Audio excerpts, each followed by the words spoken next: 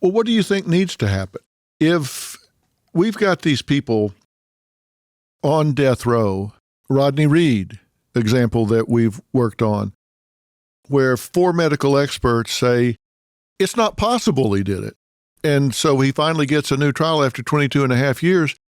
What's wrong with the system that this person got convicted and has sat there 22 and a half years before somebody pays attention and says, okay, we need to look at this again? There's no way you can give him back 22 and a half years, even if he gets a new trial, even if he is found not guilty at that new trial, he still lost 22 and a half years of his life. What's wrong with the system that the burden of proof is really not being respected?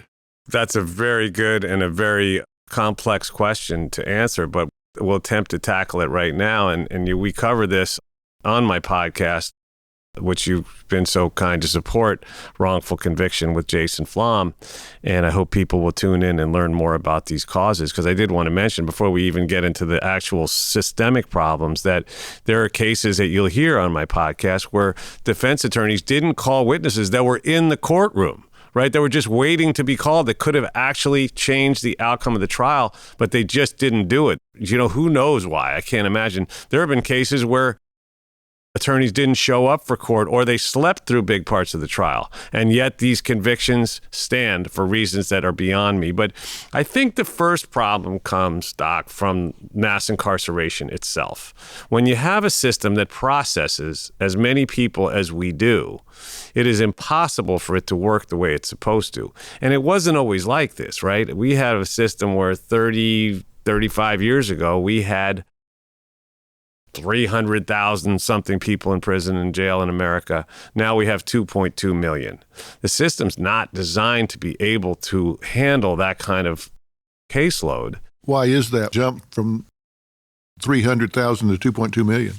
There's a number of reasons for that. It started with Nixon's war on drugs, right? And, you know, we know now because, Haldeman, right? His aide that came out just the last year or two and said that President Nixon wasn't actually interested in drugs, but he wanted to declare a war on black people and hippies, and he couldn't call it that. So he came up with a different idea, I don't want to say clever, but a devious plan to call it something other than what it was. And at the time, no one cared about drugs in America. It wasn't even in the top 50 of concerns of the general public. Police departments also didn't care about it. And when they found out that police departments didn't want to go around and arrest people for low-level drug crimes, they created these incentive plans, right, where they would give federal money to the police departments in exchange for them meeting quotas of arresting people, mostly young people, and charging them with these low-level drug crimes. So, of course, that was the first thing that exploded the prison population.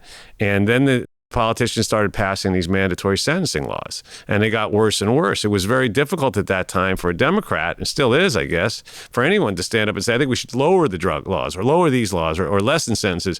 And then they'd be afraid to get called out and called soft on crime. And of course, you know, when Dukakis was running for president, it was leading by a lot.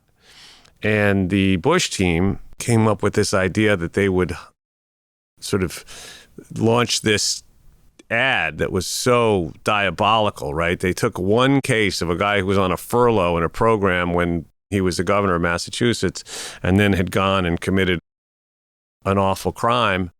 When they said, you know, that one case proves that this guy, you know, wants to let everybody out of prison and wants to, you know, and it was an early progenitor of what we have now, where we try to demonize people and we try to, you know, politicians take individual cases and try to scare everyone into passing these stricter and harsher and more conservative, I guess you could say, laws that end up doing nothing but locking up generations of people, mostly people of color. It's a national shame, and I think the pendulum is finally swinging back in the other direction now, certainly on the state level, and hopefully we'll see more progress on the federal level. But it's way overdue, and the number of lives that have been destroyed and the number of families that have been destroyed. Everyone that goes to prison, Doc, is somebody's family member, right? Those people are moms, dads, uncles, aunts, sons and daughters. They may be grandparents. And the whole family goes through terrible hardship when they're, especially if it's someone who's the breadwinner, but if it's the mom or anyone, goes to prison. And then the cycle continues.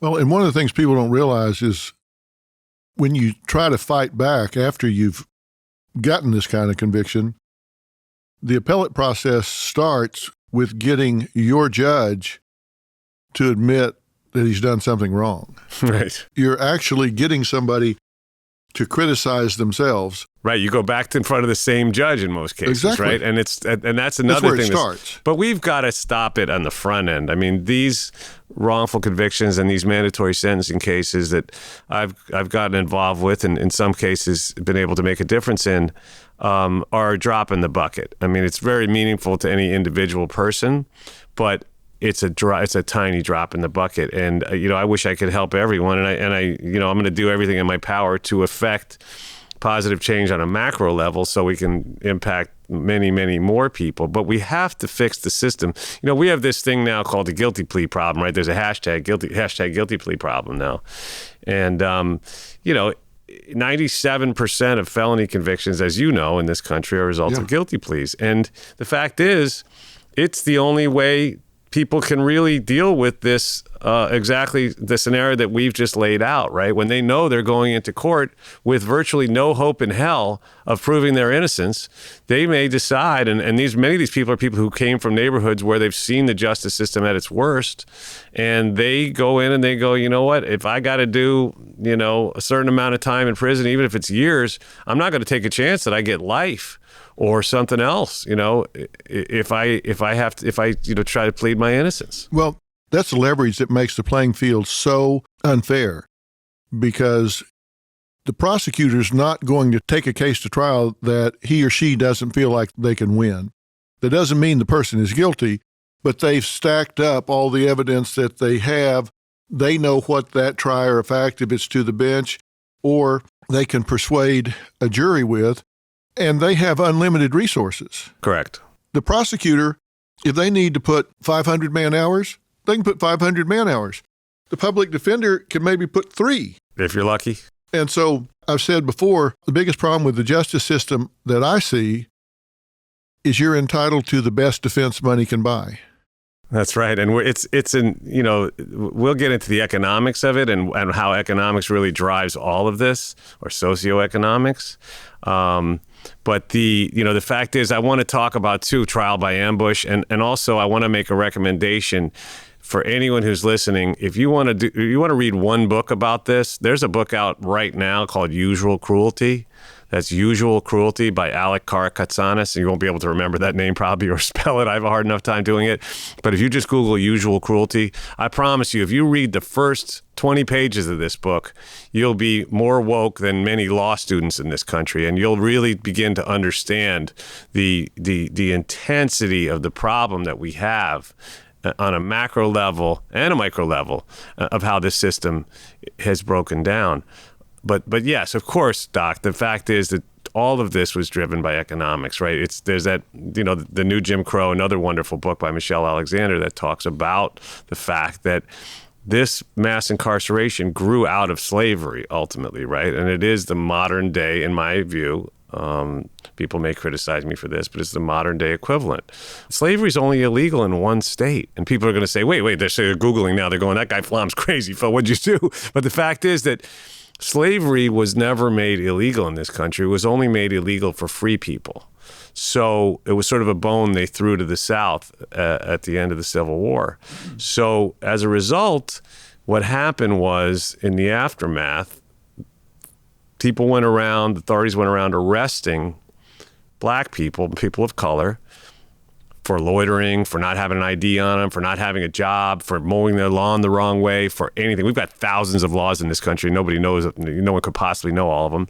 And then they put them in prison where there was convict leasing and all this other stuff, and it became this new form of slavery. And now today, we have prisons in America. Listen, everyone knows you make license plates there, but they make Victoria's Secret underwear and Starbucks coffee cups and so many things you wouldn't think are made in prison. And you know what? The labor can be as cheap as 4 cents an hour, or, out here you have $1 a day or $1 an hour they pay the firefighters that are coming out of the prison and doing this heroic work. And then they aren't even allowed to become firemen when they get out. It's insane. They train them to fight fires, and they come out and risk their lives for this pittance, and then they can't become firemen. So the one state, do you know what the one state is where slavery was outlawed last year in a referendum?